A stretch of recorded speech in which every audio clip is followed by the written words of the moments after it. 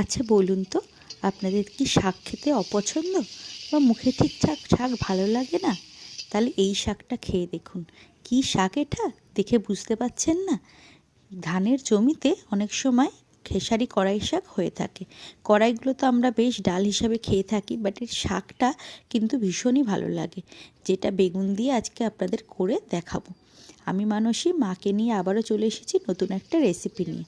প্রথমেই বেগুনগুলোকে এরকম কুচো কুচো করে কেটে হলুদ নুন দিয়ে হালকা ভেজে তুলে রাখবো।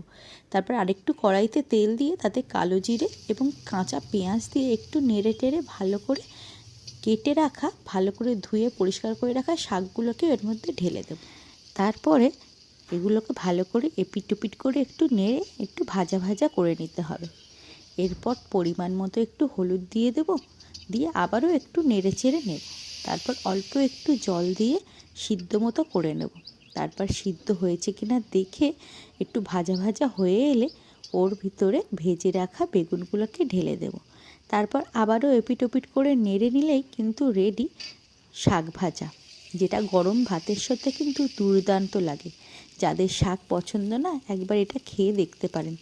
কথা দিচ্ছি, মুখে কিন্তু লেগে থাকবে। আপনারাও বাড়িতে তাই ট্রাই করে দেখতে পারেন। দেখা হচ্ছে নেক্সট ভিডিওতে।